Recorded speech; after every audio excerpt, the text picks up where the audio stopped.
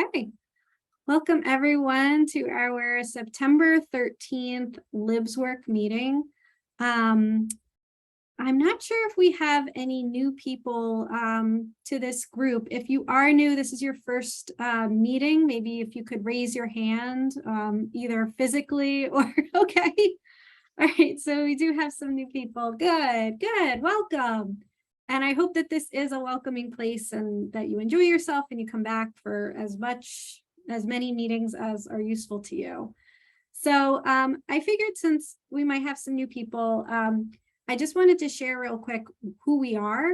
And then anyone who has been attending, if you have anything to add, please jump in and share your experiences or, a little bit about what this group is to you.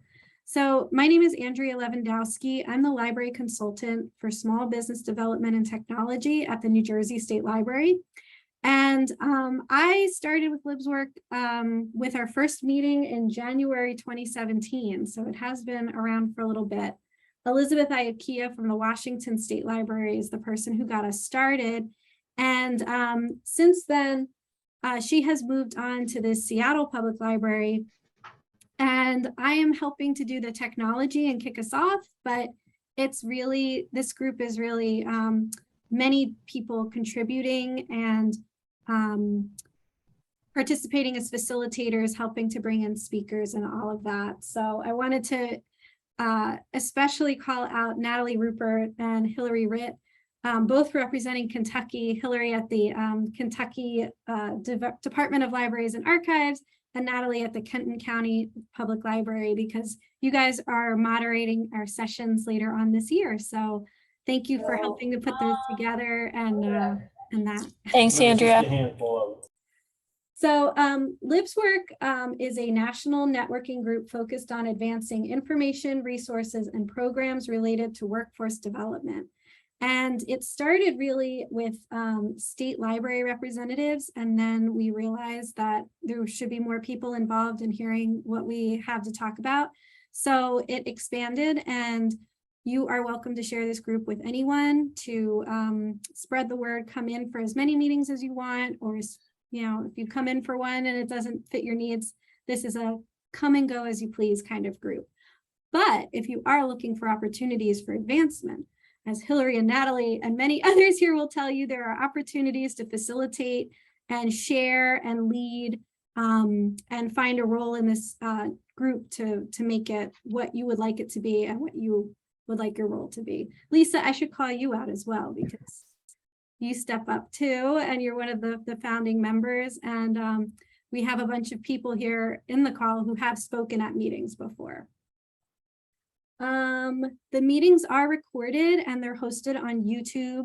I'll put the link in the chat. If you want to go back and watch hours of entertaining LibsWork meetings, you are more than welcome. Some of the topics may be more dated than others, but there's still some really good content in there. So now I think we're going to go ahead and introduce ourselves. So if you have access to your microphone and or your camera, then we'll just go around and introduce ourselves. But if you don't, then you can introduce yourself in the chat. And if you just want to say where you're from, your name, where you're from, your library and your state. And then if you could call on somebody, then we can keep this going and try to get through pretty quickly. Andrea, can I, hey, I'm David from Charlotte. I'm in the regular meetings. Can I share two of the new members here are Leah and Abrar, who are on our new workforce development sub-team that I've shared in the past. We're kind of rebuilding workforce development. So I just wanted to kick off and make sure you all aware that those are some of our team members. Abrar's leading our marketing and communication sub-team, and Leah's leading our community partnership sub-team. And interestingly enough, they are in the same room, I think, so you can kind of see them behind each other. And I'll hand it off to Abrar. Okay, great. Great to have you, Abrar and Leah. Leah or Leah, sorry. Leah, yeah. Okay. All right, well, Abrar, I'll then hand it over to you if you'd like to say hello and if there's anything else you want to add, and then if you could call on somebody when you're finished with your introduction. Okay, it's probably going to be Leah. Hello, this is Abrar, or I am Abrar. I am the teen librarian at the Mountain Island Branch Library in Charlotte, North Carolina, the Charlotte-Mecklenburg Library System. Honestly, I'm so sorry. I didn't read through the whole email, so I thought this was a system team until I get in and you said you were in New Jersey. And I'm like, wait a minute, who, what?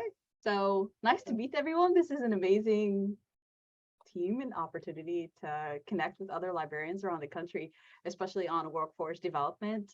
Like David mentioned, I'm the lead for our marketing communication for our team, communicating with staff, with the public, communication in general. And I actually just started the co-lead position for our team. So I'm going to try to get as much caught up as possible with as much information as possible. I think I did everything from Charlotte, and that's all. Yeah, so I'll pass it on to Leah. Thanks, Abrar. Yeah, so my name is Leah Harvey. I'm currently the Teen and Adult Services Associate at the Mountain Island Library, part of the Charlotte-Mecklenburg Library System. So I do programming in both teen and adult spaces, which was one of the reasons why I wanted to get involved in workforce development, but also it's the biggest need that we see at our branch location. Adults, when they get on a computer in our computer lab, it's to format resumes or apply to jobs.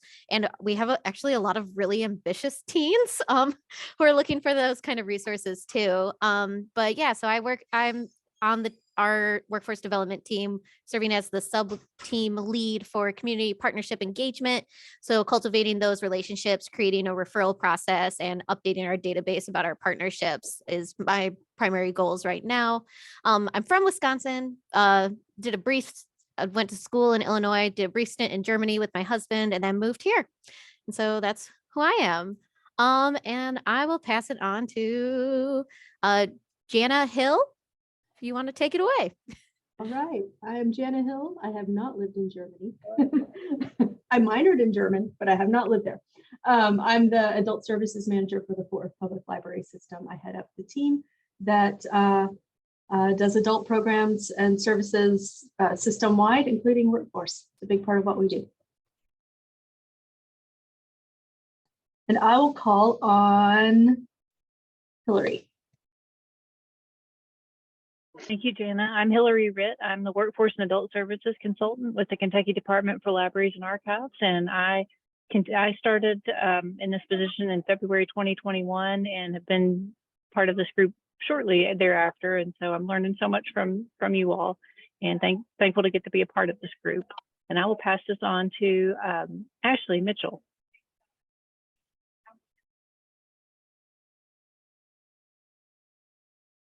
So sorry, I have to actually pop up the mic, the camera. I always forget every time. So sorry about that little black screen for a minute. My name is Ashley Mitchell. I work at Camden County Library System. It's in South Jersey, like right outside of Philadelphia. I'm an adult services librarian. I also lead the library's diversity inclusion team. So that kind of goes into like my vision of like offering services for people starting small businesses and also like workforce development, people looking for jobs. Kind of want to put like an equity lens on it. So, you know, just so that, because I know that everybody doesn't have the same opportunities or, you know, just information. So, you know, I've been coming to like any business type work, like meeting that I can to just get information because I'm still pretty new at this. So that's it. And next, I'm going to call on Africa. I don't know if you went already. No, hi, my name's Africa Hams. I'm an assistant professor in the Department of Information Science at University at Buffalo. A research project that I'm working on right now and a general interest of mine that I think is workforce development related is how public libraries are serving being the information resource for folks who are interested in going to college, and particularly adults who are interested in obtaining a higher education. And right now I'm working on a grant project that's funded. I will go to Brandy. Thank you, Dr. Hands. I'm Brandy Chandler with the Mid-Continent Public Library. I am in the Square One team, which is entrepreneurial support services, as well as career services and workforce development.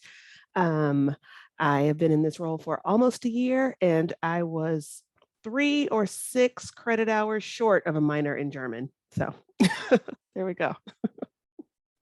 Let's You all go know with so much Rosalind. more than, sorry, you guys know way more than German than I do. Rosalind, you're up. Okay, my turn. I'm Rosalind Donald, and I'm business librarian with the Jackson County Library. We're in Southern Oregon, land of much good wine and fabulous produce. So I also help job seekers. In fact, I'm meeting tomorrow with the head of a nonprofit called Golden Rule Reentry that seeks to reintegrate justice-involved individuals back into the community. I'm really excited about that. So thank you all for having me.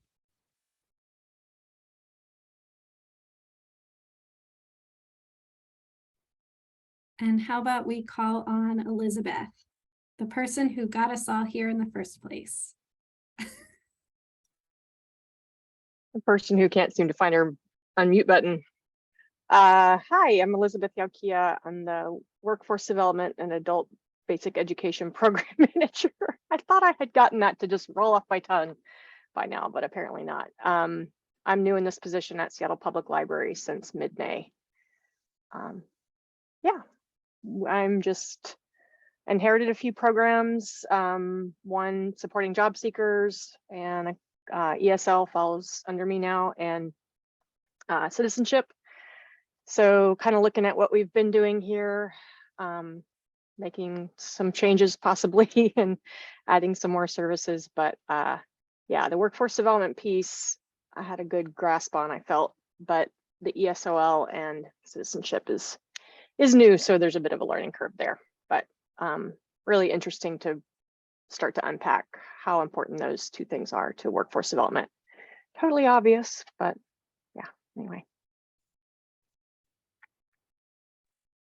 That's it. Okay. How about Natalie? Thanks, Andrea. Hi, Elizabeth. I'm Natalie Rupert. I'm the manager of the Career and Job Services Division for the Kenton County Public Library, which is in northern Kentucky, kind of center of the country, right near the border of Indiana and Ohio. It's always fun to hear where everybody is from and to find out you have these great people all over the place that you can call on for help. I've been involved since the Grow with Google days, since Google started to launch their programs, kind of off and on as much as we can.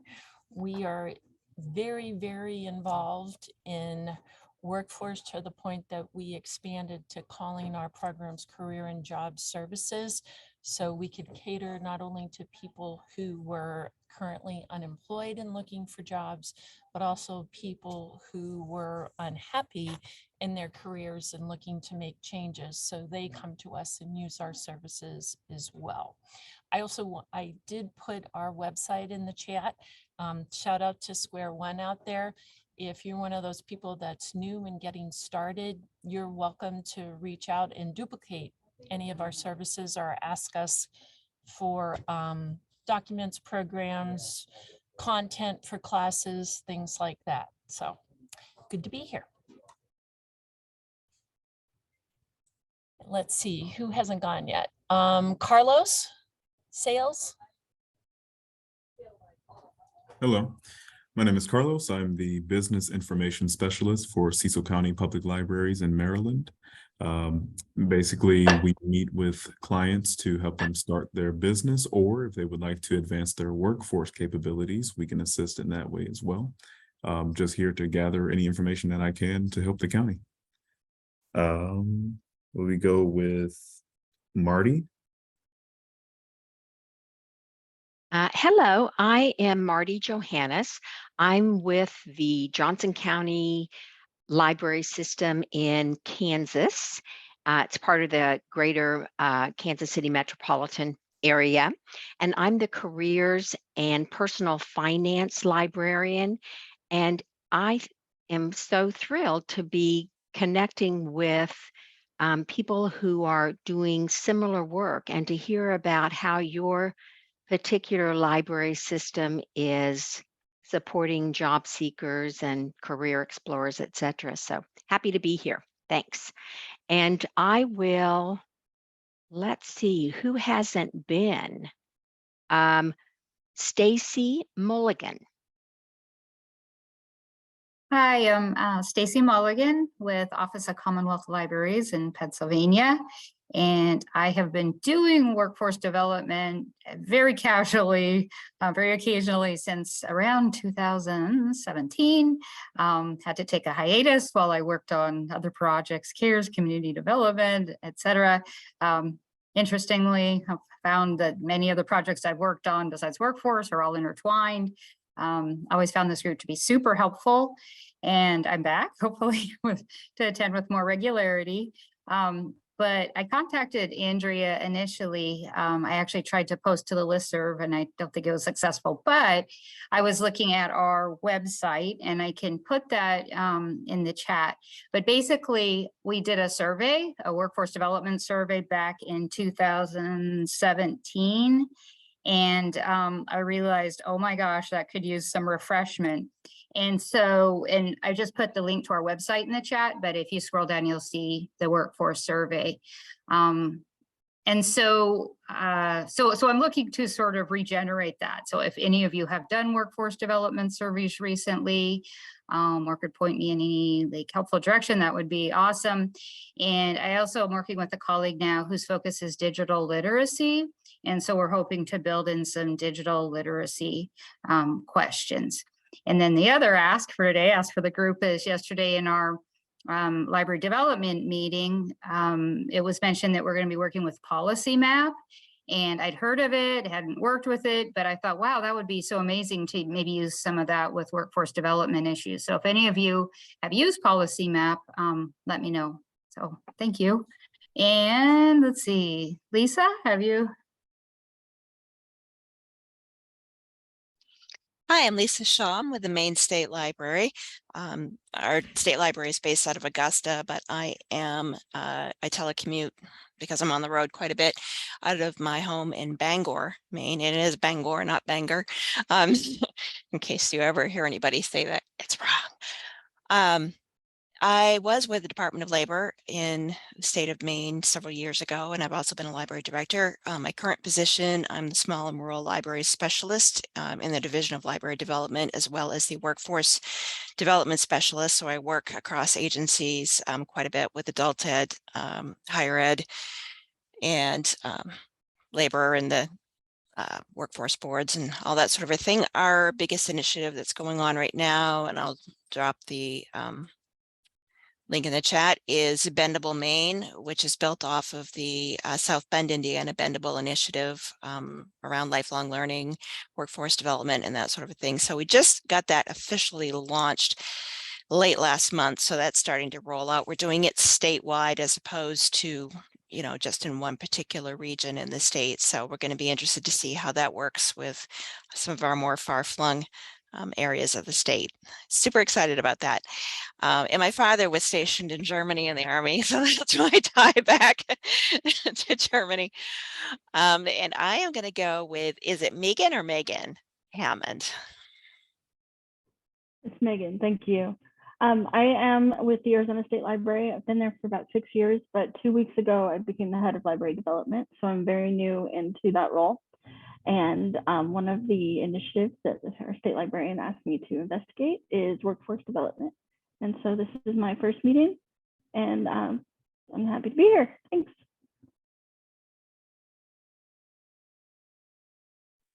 And Arlene, I don't think that you've gone yet.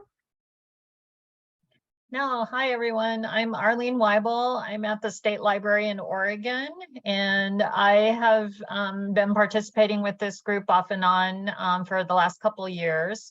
I have many, in Oregon, we have, each of our library consultants has a variety of things in their portfolios, and I am the one that has workforce development in mind.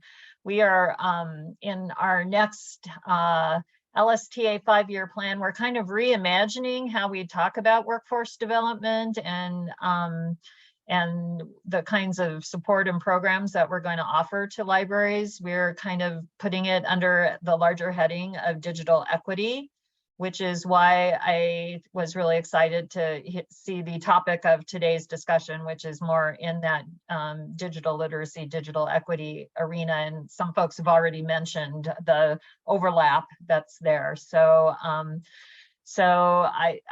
I am a big believer that these days there are many things that are interrelated. And so I'm really excited about having opportunities to talk about all sorts of different issues related to what libraries can do around improving access and digital equity out there for our users. So this is a good place for that. So thank you. And let's see, Emily, have you gone?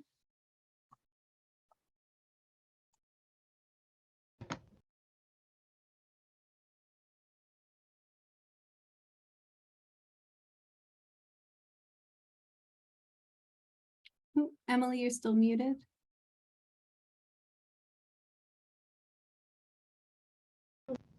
There we go. Okay, I'm in northern New Jersey, Morris County. The county serves about 500,000 people, although we do draw in people from surrounding counties.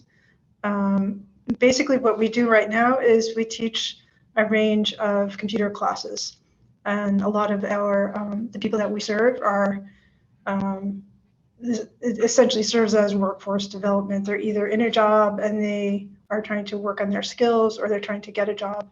And when I saw that this session was supposed to be about digital literacy, I was really interested to find out what everyone is doing around the country. In New Jersey, some of you may know that we have, they're called career one-stop centers. So they kind of do a lot of the workforce development for the state of New Jersey. But I feel like we're a little bit of an adjunct to that, where you might come here with a resume or a question and we can take it a step further.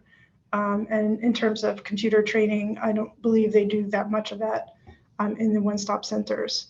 At the same time, the state library does provide some software for all libraries in the state. Sometimes it's great, sometimes the changes are not so great.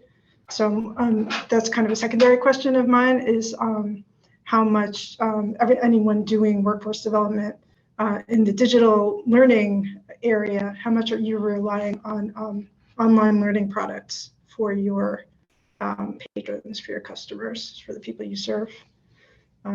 Because we're not a school. We're just a bunch of librarians trying to share our expertise. So we rely on other resources to help our customers expand their skills. And I guess that's it for me. And it was great to hear about this group from our library consortium, which I just read about last week. So. Great, thank you. Next person, let's see. I think I saw Sarah. Did you go already? Hello, I'm Sarah Pate. I'm at the Washington State Library. I have a couple different hats there. The one that's relevant to this group is that I do social media for the state library. And so I used to come here when Elizabeth was still at the state library, and just to keep up to speed with what's going on nationally, and stuff we might share via our social media about cool programs and other spots. And also I just came today too to I'll drop it in chat again, but Elizabeth's position is open, where it's just reopened. We had, I think, a lot of good candidates, but then they got scooped up before they could be hired by us. So yeah, I'll post it in the chat again. If you have any questions, let me know.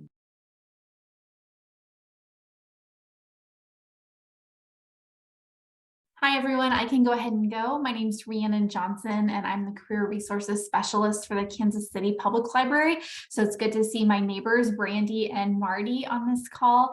We have 10 library locations in the Kansas City metropolitan, in the Kansas City, Missouri metropolitan area. So we're located in Missouri.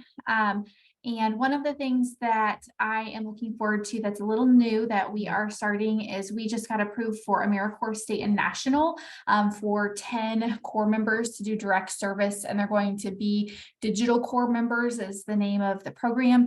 And I have the first meeting tomorrow about how to get those folks onboarded and trained up to help people on our public facing computers with resumes, job applications. And so I'm really excited for that new development to help increase our capacity to help people one-on-one with their digital skills when it comes to job searching and applying. I think David is the last one on the list from Andrea that I see in the chat. So I'll flip it over to you, David. I went first. Appreciate you. Oh, you sure did. I wasn't sure if you had anything else to add, but that's good. No, I don't want to hold up the meeting. I'm David from Charlotte. We're program manager for workforce development. And I really appreciate these meetings. We learned so much from them. So thanks for having us here for sure. Awesome. Thank you. I apologize if somebody said this already. Is there anybody here from Tennessee? I guess they took our state librarian this summer. We don't have one. That's fine. Yeah, that's the kind of drama you get in LibsWork. So make sure that you come back for more. So we did have a couple questions come up and some different topics. So Stacy had questions about the survey, and Arlene posted that Oregon had done a survey in 2020. So if there's anything else to add about that, also about policy map.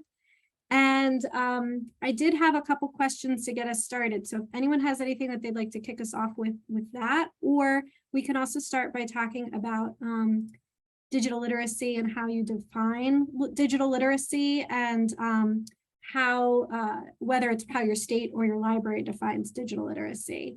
So if you don't mind, we'll try to do hand raises. And if we can call on each other, you know, when we're finished talking, I think that'll keep the conversation going rather than having those pauses.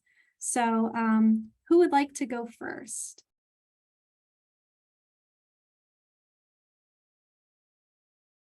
I guess one thing I'll say about defining digital literacy, and then of course we could talk about survey, policy map, or continue this. When I do hear other people talking about defining digital literacy, they typically go back to what ALA has defined with digital literacy, which I think is really great that librarians and, you know, library organization has led the charge. But sometimes I kind of wish that there was a bit more of a workforce development definition. That way it was, there may be like a little bit more attached to it with either credentials or what some criteria were to know if there were some successful metrics. But I'm also waiting to see what might come out with the Digital Equity Act state plans to define digital literacy, if that's going to change anything as well. Arlene?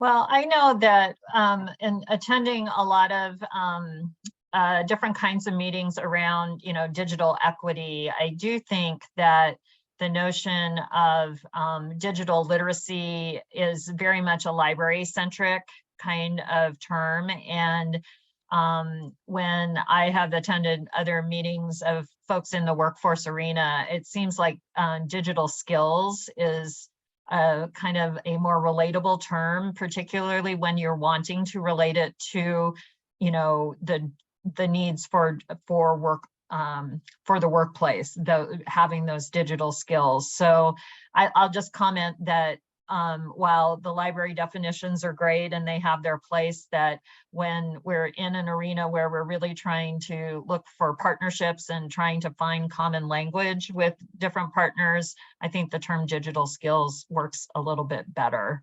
So that's just been my observation. And I've been trying to advocate really stopping to, you know, use the term digital literacy in the appropriate settings, but be mindful of the terminology you're using, particularly when you're talking to other partners or potential stakeholders.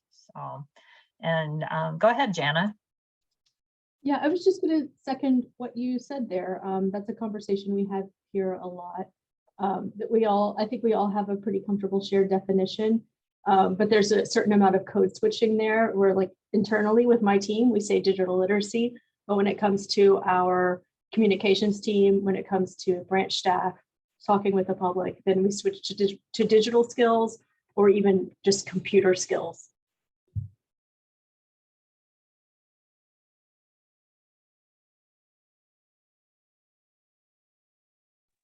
And I've heard that broken down even further with digital skills or computer skills that some libraries have talked about getting into what the specific topic is, like attaching a photo to an email or using Facebook or something like that.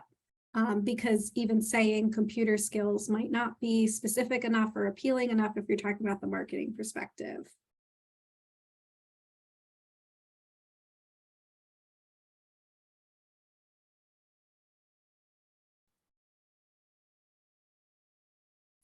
Elizabeth, go ahead. Yep.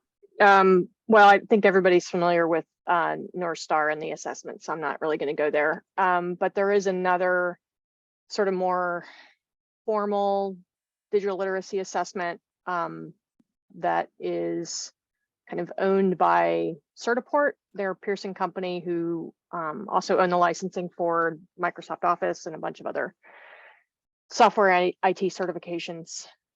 So if you're looking for metrics, that might be one. That certification and testing is really flexible.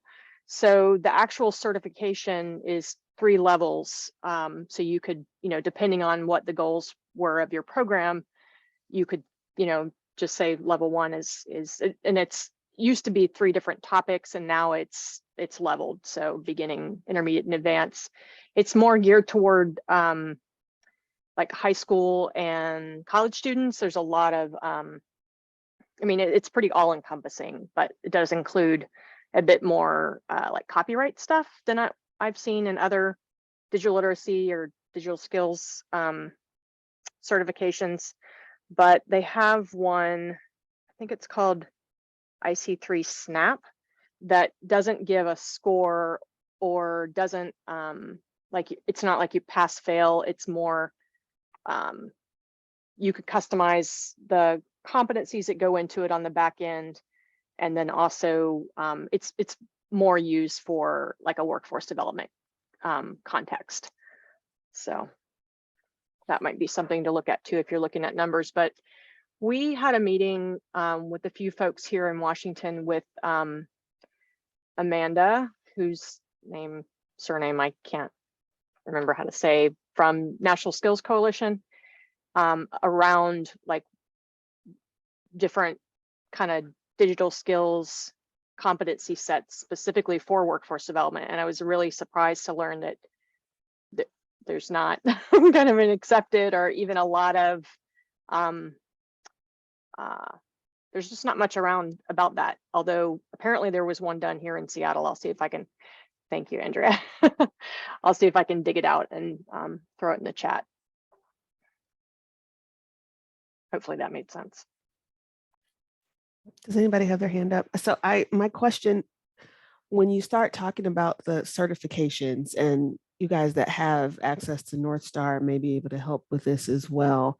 Once you do the assessment and see where someone is, what's the next step? Are they then enrolled in a cohort? Is it individual? Is it self-paced? Like, what are you all doing to help get people higher in those levels?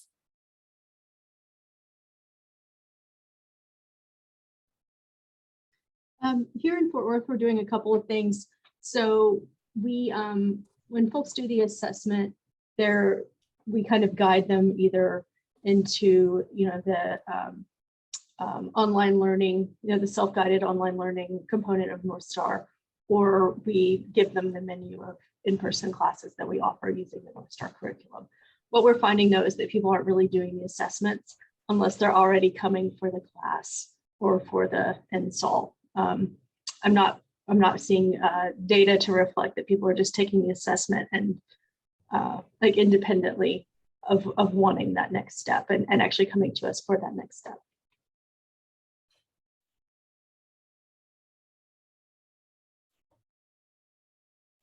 So Jana, when you look at your statistics, are your learning hours very high in comparison to the number of assessments?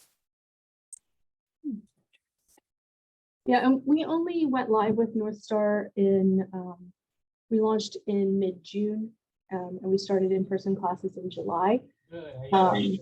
And in Fort Worth, adults, like really structured adult classes are kind of a new thing because we were just a very early childhood focused library for a very long time. And so, our public's not really trained to come to, the generations aren't really trained to come to us for those things.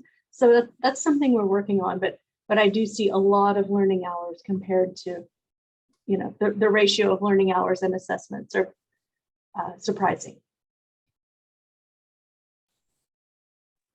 Very interesting. I think, so when I check the libraries in New Jersey that have North Star licenses, their assessments are very high and their learning hours are much lower. So I'm not sure if people are finding it and then taking an assessment and then not necessarily, and I don't know if it might be staff that's doing the assessments. Anyway, I'll dig into that more, but thank you. Well, I think for us, it's a lot of marketing. We don't really market it as an assessment tool. I mean, that's a component, but we really push the instructional, we really push the in-person classes and the self-guided, probably in that order: in-person classes, self-guided, assessment.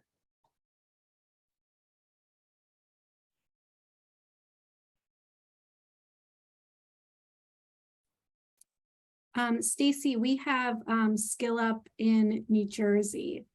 And I think it is self-guided, but if I remember correctly, their focus was more on prep for more like specific careers, but I'll have to go back and check what their digital literacy or their computer skills things were.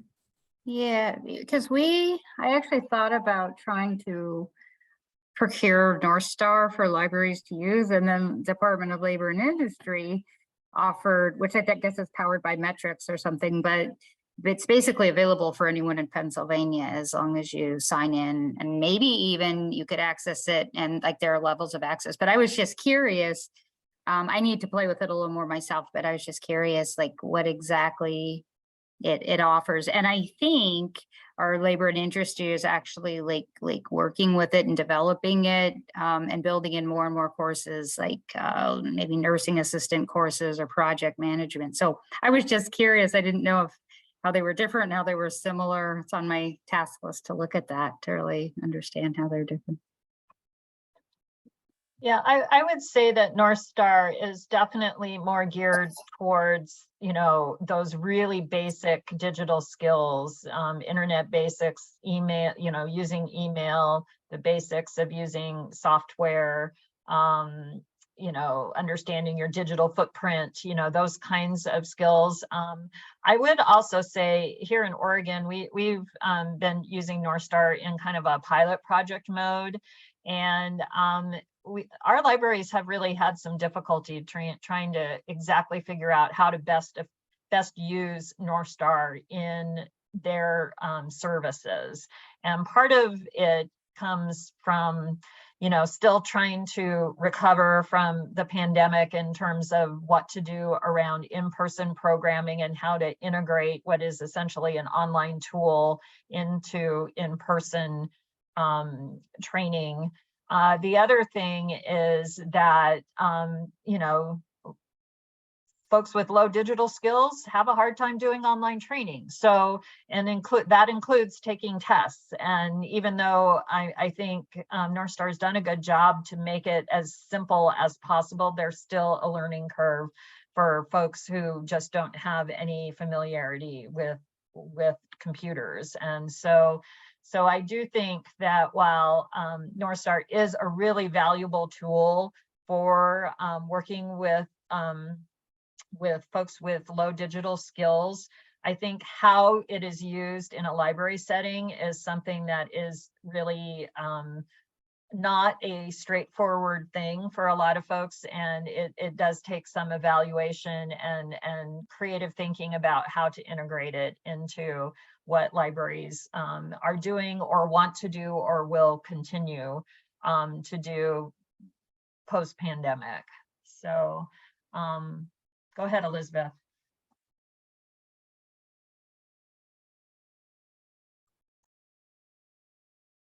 Sorry, I lost my Zoom controls. Okay, a couple things. I'm still looking for that survey that I mentioned, or the competency set. But I actually just had a really interesting conversation with Ka'ala Saxon, or Sousa rather, from Hawaii. Some of you know Ka'ala, he's been on a couple webinars lately. And he was talking about the classes he's been teaching around the state as being at kind of like a level -1 with North Star at a 1. So he's pulling pieces from those first 3 basic computer modules from North Star and kind of putting them together. And they're looking at, Stacy Aldrich, the Hawaii State Librarian, is looking at the kind of skills continuum from, like, I mean, I guess you would say sort of pre-North Star. So -1, North Star's at a 1 to 2. And then she was thinking of LinkedIn Learning as more like a 3, 4, and then Coursera as like a 4+. And so they're looking for a platform that kind of bridges that gap between North Star and LinkedIn Learning, kind of that like 2 to 3 level. And the platform, I haven't had a chance to look at this, but it's called Skill Finders. It's a company out of Australia that sounds like they've curated or pulled courses from LinkedIn Learning and Coursera and some other things to kind of put that together. So yeah, it's really, he's teaching about 200 people a month, primarily in community spaces. He said he just kind of shows up and does the training, and the community organizations like are responsible for promoting it and actually getting people there. So he's had really good success. Partly also because when folks come to the class, they leave with a refurbished laptop. And so we talked a little bit about like the pros and cons of refurbished computers. He said he had Chromebooks that was able to get like shipped to Hawaii, so including shipping, for about $40, and then refurbished PCs like running Windows 10 for like, I want to say 60. You know, and there's been a lot of debate about refurbished materials, you know, and how complicated that can be for folks, especially with who don't have a lot of digital skill, right? So if the computer is not working properly, they, you know, they think it's them, whereas it's just, it's not a great machine. And his thing was like making it really clear to folks that it's not a forever computer. It's, you know, going to last you like a year or 2 max, but it's enough to kind of get them into it and kind of, you know, start to overcome this hurdle of like, you know, folks not really wanting to be digitally engaged, right? We had that data before COVID that there's this segment of the population, I want to say it was like 20% at that point, that just weren't interested. Like internet adoption was just not a thing for them. I would guess those numbers are different after COVID, but there is just some perception out there that, especially now with all the stuff about scams and things, it's pretty common for older adults to not really want to get into digital stuff because they're scared of what might happen because they've heard these kind of horror stories.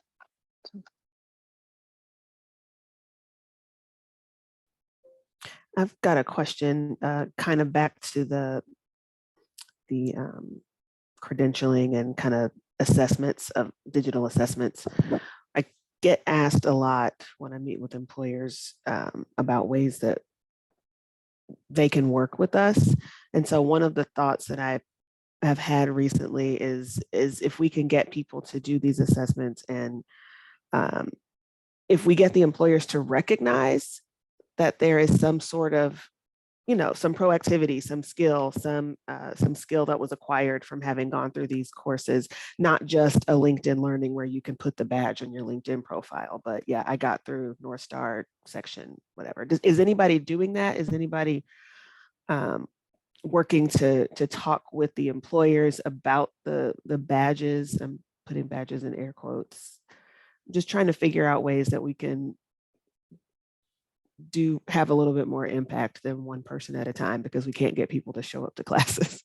So that's kind of where I'm thinking about that right now. I would love any feedback or insight there. That is such a huge discussion. I think that's going on in a lot of places. The industry recognized credential of value. It's super hard to get employers engaged. They want to be, but life, work, etc. Is a lot. I'll put a link in the chat. I worked with a group that had in Maine that had Illumina Foundation funded 2-year grant maybe, or 3-year grant around micro-credentialing and the work that came out of that. And they came up with a thing that, you could put in, like if you wanted to offer a training or something, as a training provider, and a credential around it. And like at the end of it, if you clicked on it on the badge, it would say, this is what this person has learned how to do, rather than just, yay, they took it, So I'll throw that in there. But yeah, that's such a huge discussion in so many places. And I think you'll also find there's something similar going on. It's more with learner employment records, I think it's called, but with the U.S. Chamber Foundation has been doing some talk around that too. Hawaii's done Brandy, some work there too. Sorry, go ahead. No, go ahead, Elizabeth. I'll go. They've been working with a major employer in the islands to help support their staff to get digital skills. And I think they're also working with some hotels as well, like for their cleaning staff. I mean, I think it's common everywhere, but like those are the jobs that the janitorial stuff, those are the jobs that a lot of our, folks with low English proficiency, that's pretty much what they can get. Like they're either working, in a hotel cleaning or in the laundry room or at the airport. So that's. Brandy, I'll jump in too, along with Elizabeth. I think a lot depends on the makeup of your community, what you can do.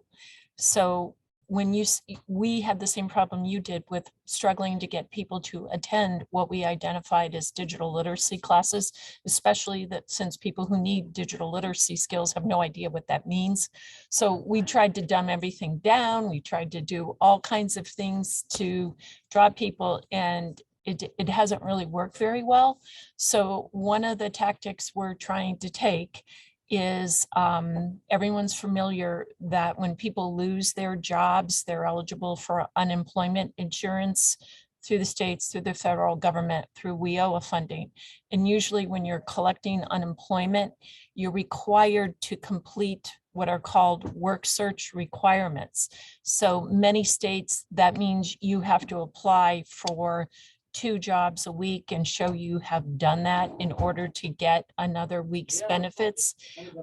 In our state, they're trying to raise that requirement to 5 work search activities a week. And what we'd like to work for long-term is having one of those work search activities allowed to be attending a job search program or a digital literacy program at your public library. So we think that would be a win-win. It would get people in to use our resources. They'd learn, it would require them to do that. So we're hoping that will work, but it's a long process when you're advocating with your state government. So just FYI. Thank you, Natalie. I think it might have been pre-COVID, but I remember hearing a presentation once about unemployment insurance, and that one of the, again, pre-COVID, one of the main reasons why there was an error in unemployment insurance payments, like where somebody either had to give money back or they realized there was a discrepancy in what was paid out, was related to work search requirements that were logged incorrectly, or that they thought the activity counted for work search requirements, but it didn't. So if you were working with your workforce development board and they were trying to reduce the number of issues that might, I'm not sure, you know, this is just brainstorming, that might be a connection to the local workforce board to say that the library can help with that by being aware of what those requirements are and making sure that people coming in are meeting them, especially if they're not going to the one stop, if they're coming to the library instead. What we're hoping will help us is like we're classified as an access point for our American Job Center. And they're pushing to have more public libraries throughout our state classified as access points so that could make a difference. So good to know. Of course, Elizabeth got it done in Washington. She does everything before everybody else. Right? That was like a major coup. Like there's two things that I'm really super proud of in my career, and that's one of them. The other one is something that escapes my mind right now. Oh, getting links from WorkSource Washington to the state library website, like 3 links. Oh, yeah, I'm going to share that too because I'm pretty proud of it. Pressure's on Hillary now. No. Thanks.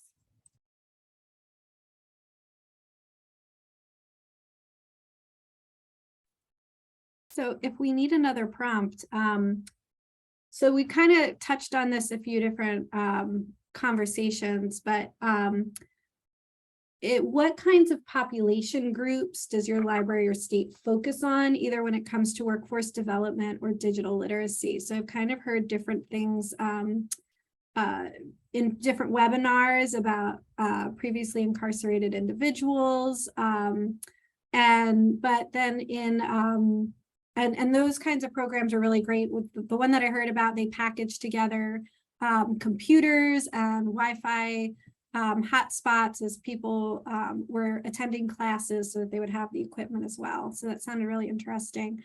But with the programs that we're doing in New Jersey, we're hearing a lot of older individuals coming in for digital literacy who may not necessarily be getting that information in order to find a job. So then there's a little bit less overlap with workforce development. So again, what kinds of population groups are you trying to work with, or what is the reality of who is coming in to make use of digital literacy services?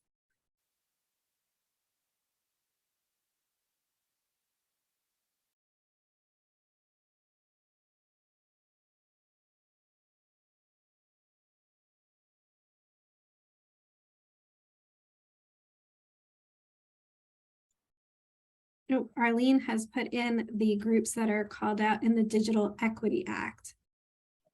So that's in the chat. Yeah, and I think anyone who's trying to seek more funding for those kinds of services, using these particular groups and aligning it with what the requirements are going to be for grants through the Digital Equity Act funding is a really smart thing to do.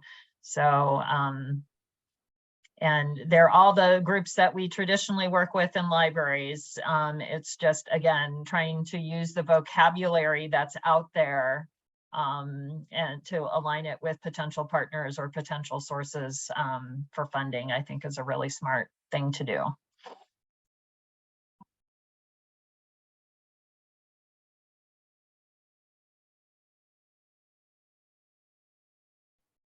I think we focus a little bit more specifically than the Digital Equity Act categories. So we look at a couple of things. I mean, obviously there are the older adults, that's kind of a given, but with more of the working age audience, we're kind of looking at it in maybe kind of 3 clusters. So folks with just like we were talking about, a -1 to 1 skill level, who just need a kind of general support, and then folks that tend to skew younger, who only know how to use their phones and not an actual computer for work or, to find work or anything. If it's not a phone or that kind of user interface, they're kind of lost. And then the third group would be people who have a certain level of computer proficiency, digital proficiency, but they just want to learn a specific application or a specific group of applications specifically for work.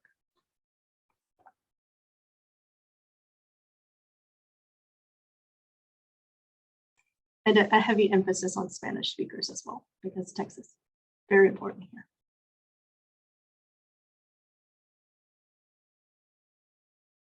How are your branch staff in terms of helping with this? The people who aren't specifically workforce development staff or digital skills staff. How have you gone about working with the frontline customer service branch staff? So a couple of ways. Most importantly, on my team, I have a position that's called in Fort Worth, it's called a public education specialist. Basically, she's an adult education specialist, and she has worked really hard to develop training for our adult serving staff. Not just like, here's how you do North Star, but just, going back and saying, and really teaching them the fundamentals of adult education and what our goals are, and an idea of what those patrons' experiences might be like and what their needs might be like. And we really try to work backwards from there and build on that foundation of training. So we try to give them kind of the philosophical side, and then move technical from there. And so, I think recognizing that most of us don't have formal education in specifically that area. I mean, I went to art school. I'm not a professional adult educator, but I am happy to enable the one who the expert on my team. And so, we really work at that ground level there with our programming staff, and then with the frontline staff, we just really try to work with our branch managers to make sure that they're keeping their customer service, like the clerks and the pages, up to date on what we offer, because the public doesn't know the difference when they walk.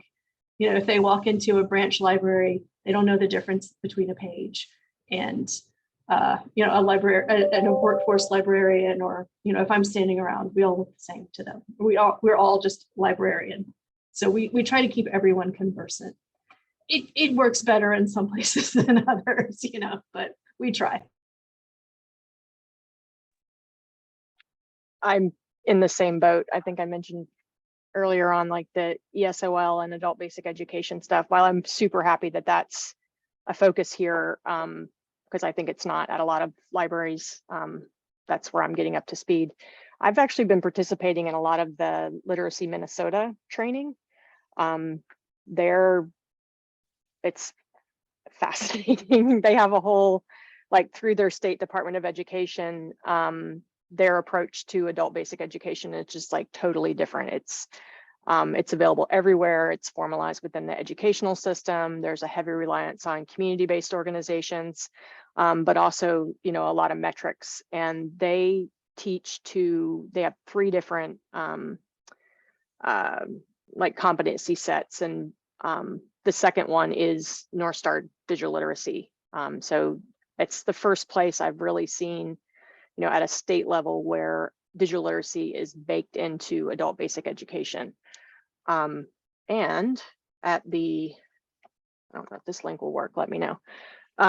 At the North Star Libraries user group meeting earlier this week, I found out that there's actually a training on integrating North Star into adult basic education. So there's I think it's a Moodle course. Hopefully that link works. So I'm super excited to be taking that course.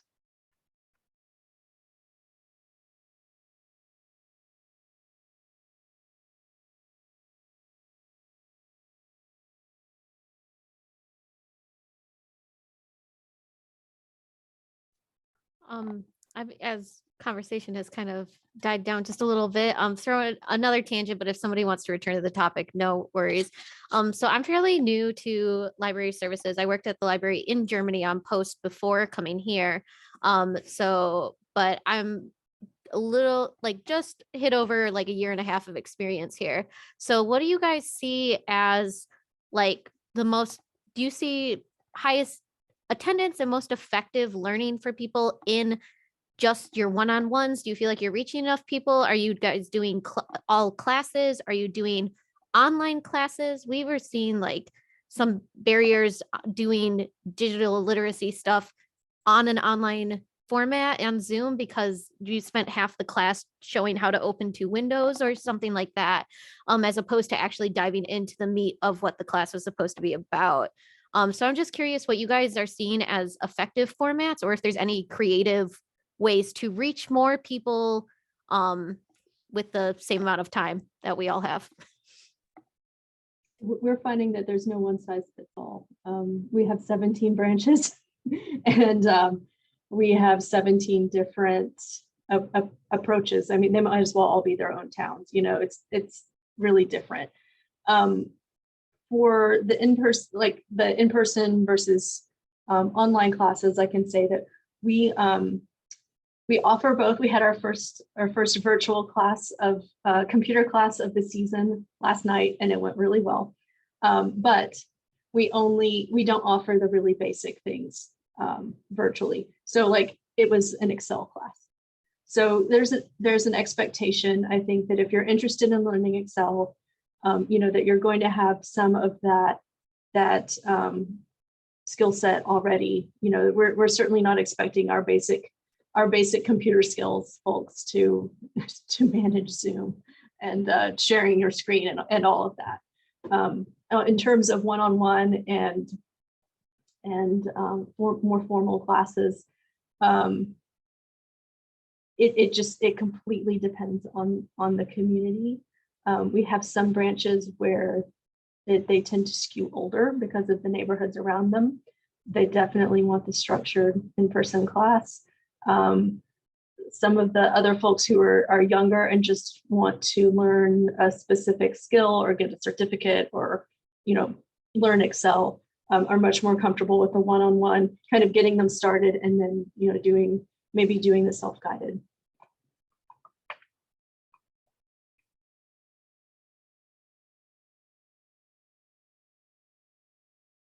Thank you. I might chime in also to say that I think libraries also need to think about, you know, who is in the best position, who are you trying to reach, and who is in the best position to offer the support. And sometimes that isn't the library, but the library can help organizations to provide the support. So community partners, community groups that are already gathering people together, and church groups. I mean, it can be like that.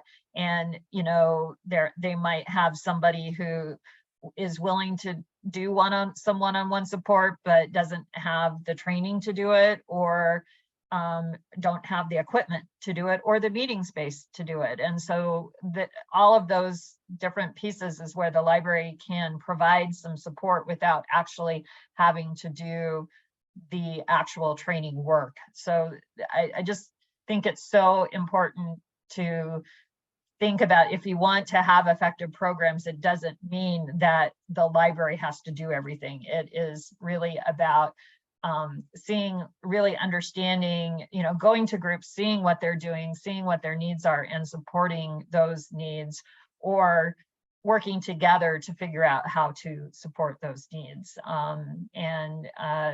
Because if we just do it the way that we're used to doing it, then we're not going to have people come to the building. And we will always have some people come, but if we want to really do it effectively and reach the broadest group, I think we have to think about the other ways we can support people in other organizations to do the work.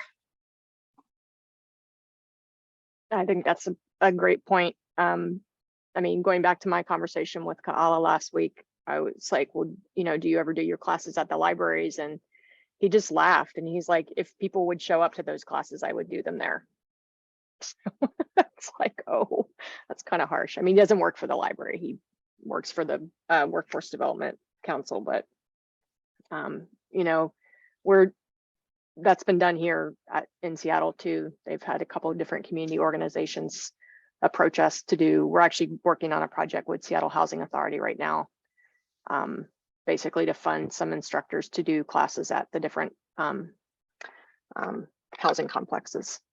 So they bring the audience, they do all the recruitment, all the publicity, and like we're more sort of facilitators or conveners than direct service. Elizabeth, I'm curious about that response. Was it that the person didn't think people would come to the library for? Oh, he knew people wouldn't come. He has a pretty close programming? relationship. Yeah. So Hawaii, to my knowledge, is the only state where the state library, like it's a single library system in the state. And the state library is like the central library. So the state librarian of Hawaii is like the library director of their public library system. And she's been working with Kaala for years on different digital literacy projects in really close relationship too with their Workforce Development Council. But yeah, I mean, he's reaching about 200 people a month and just, you know, is going to places where he knows there's going to be an audience. So even with the enticement of a free computer, you know, just the libraries aren't doing the work to actually get people there. It really is coming from community-based organizations who are able to effectively communicate to their members, you know, the value of computers. Again, going back to this adoption question, right? That like, I don't know how anybody felt about that pre-COVID, but when that study came out from Pew about internet adoption, I mean, I was just like kind of shaking my head, like, what do we do with that 20% who doesn't even see the value in being digitally engaged? So, yeah. We should have Kaala speak at some point. He's a very good presenter.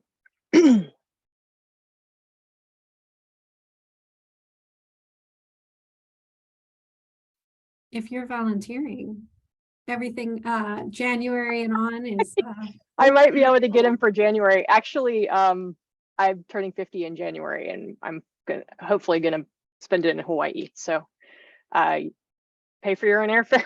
I'll have my house there. I'm not sure where, but he's gonna be helping me plan an itinerary. Yeah, that'd be fun to host libraries work from Hawaii with Kaala. He's super busy though. Like he's like, I've got this 45 minutes. I'll be at the airport. Call me on my cell phone because yeah, he's just like jetting around from island to island to do classes. And they did a digital literacy survey too, right? They did. So it was, I want to say 2019. I'll see if I can dig out the reference to it. And it was based on a Pew survey. And I can't remember which specific group, but it was more about, so the Pew study came out in 96, I think. That's not right. I'll find it here in a second, but it was more about digital readiness and about people's ability, this is hilarious to me because it was pre-COVID, but to engage in online learning. I'm sorry, it cracks me up every time. Like the numbers weren't great, but yeah. And we're actually doing, this is another parting gift that I gave the state library right before I left. We were able to get money in a state digital equity act for the state library to do a digital skills assessment here. And so the first thing that we did, you know, being good librarians, was a literature review around what, you know, what studies were out there, because at the time there wasn't anything. I mean, I've talked about this a lot here. And so like going back and looking at those different things was interesting. But we had our first advisory committee meeting a couple weeks ago, and the overwhelming response there was like, well, we already kind of knew that a survey wasn't going to work because there's not enough money. And also the challenge of surveying folks, especially if you're relying primarily on an internet survey with folks with low literacy. Hawaii did some internet, but they also did a lot of phone calls. So it was expensive. But here, like, everybody was basically saying, like, it's going to be way more effective to just speak to community organizations who are working directly with, you know, folks around digital skills. So I really early on had been staying away from like talking about that as a digital skills survey, more of a digital skills assessment or kind of thing, but staying away from the word survey.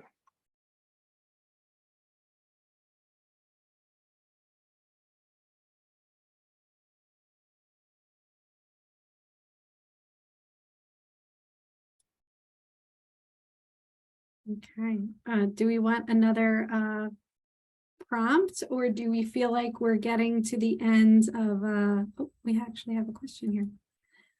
Has this group done a poll anytime recently about how many libraries teach classes, including details like in-person, online, hybrid, library staff, and outside paid volunteer presenters, what topics are included one-on-one, etc.? By teach classes, do you mean library staff teaching classes? I really like this question, by the way. The classes that that fall under me right now are the ESOL classes. So we do 3 of those. The vocabulary and the pronunciation class are both ESOL instructors that we, like from the university, that we contract with separately. And then the English circle is a big, it's an organization called Literacy Source. And then our citizenship classes are also virtual at this time, also done by a community-based organization, although we just have an MOU there. So we're not teaching classes, like staff aren't teaching classes, but so my thing with that is, like, if the only opportunity for folks to participate in those classes is virtual, then we really should be thinking about digital skills, or at least digital equity, to the point where folks can successfully navigate that experience, right? So they can get onto the website, they can click around and find the class, they can register for the class, they have an email that they can check their email and get the link, and they can successfully get into a Zoom meeting using the device of their choice. So all that stuff, actually, kind of in terms of like how we treat ADA here, which we do really well. But the digital skills piece, it's interesting to see how it's handled here and with other community organizations. Yeah, that gets people's attention now.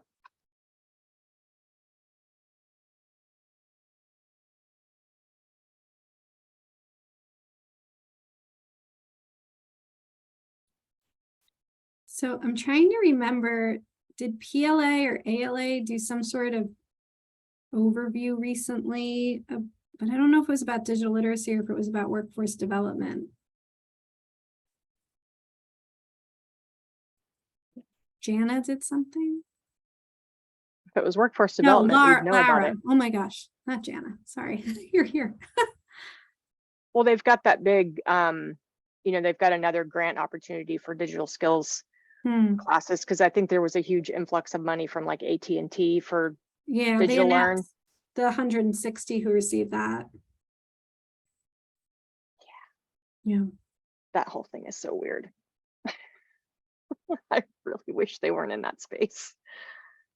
We could try doing a poll in the LinkedIn. I guess it would depend what we want our sample size to be. If we want it to be of members in this group, we could put something together and send it out on the list. If we wanted something bigger, I don't know how we would get enough eyes on it to get a big view.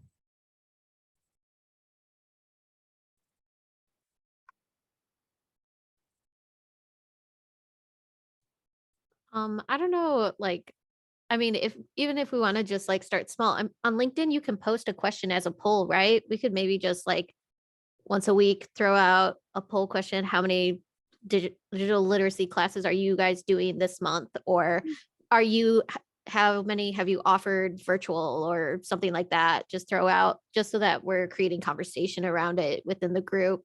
I am a newbie though, so this is my first meeting. So, but yeah, I don't know. Even starting small like that I think would be cool. Okay. Would you like to volunteer to Yeah, as soon as you approve my admission, you got Okay. it. No, I just found it. I went on the LinkedIn. But yeah, I can throw out a question every once in a while and see. Yeah, focused on that stuff. Sounds good. And Emily, yeah, I'll put in my contact information. And so anyone else who's interested in this, you can reach out to me. So the LinkedIn group is called, I think, just LibsWork. Yeah, that's what I found. I'll share the link with everyone in the follow-up email as well. Yeah, I think, yeah. Hopefully you can just search for it. I think That's what I did before somebody posted the link. Okay. I was able to search LibsWork, and it came up. Ha. Abrar posted the link. We have it. or you could just remember like 139. Yeah. 9881. If everyone could commit that to memory real quick, that would be great. Yeah. How many digits is it? Test your digital literacy. Yeah. What area code is 398? Yeah. That would be kind of funny. My husband and I have a running joke about if you said your phone number like it was like the entire number. So I don't know if it's like 1,609,000. That wouldn't work for me. I get millions and billions confused all the time. Don't tell anybody that. The reason I do not teach math, for sure. Yeah. Luckily, I don't manage a budget that high anymore. As you can tell, I haven't committed it to memory because I don't know exactly how big it gets. Yep. All right. I feel like we're kind of, I don't know about the rest of you. I'm like very East Coast centric. So for me, this is getting to be the end of the day and my energy is going down. So I don't know if other people are feeling the same way. I can put out another question or we can start to close out. I don't know if people have to get to other meetings.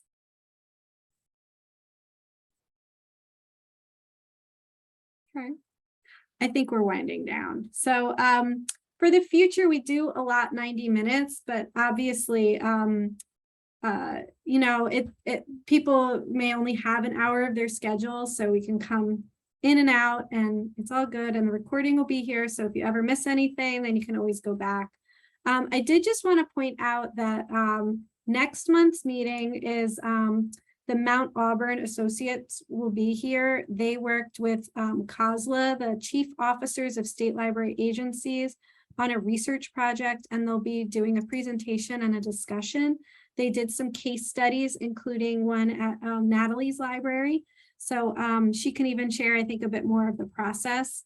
And I believe that she's facilitating that conversation as well. So it should be really good for you to tune in.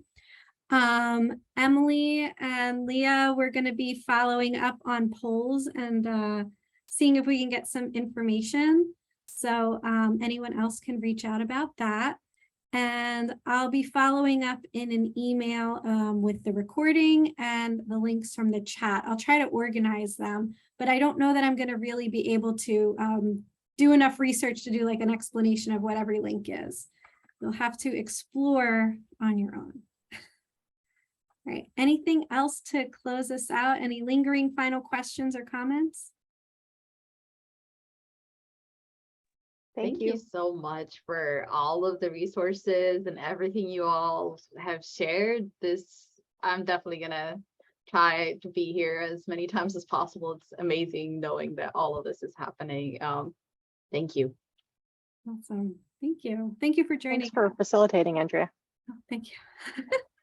And Oh, your comment made me think of something. Oh, it can be really isolating in our own libraries to be the only person thinking about some of these things. So I hope that, you know, tell your, if why you we do know started. anyone else, like tell them, but you know, we're like-minded and interested in this. So it was so great that when Elizabeth founded this and we all found each other, and it's great to see it get bigger and include more people.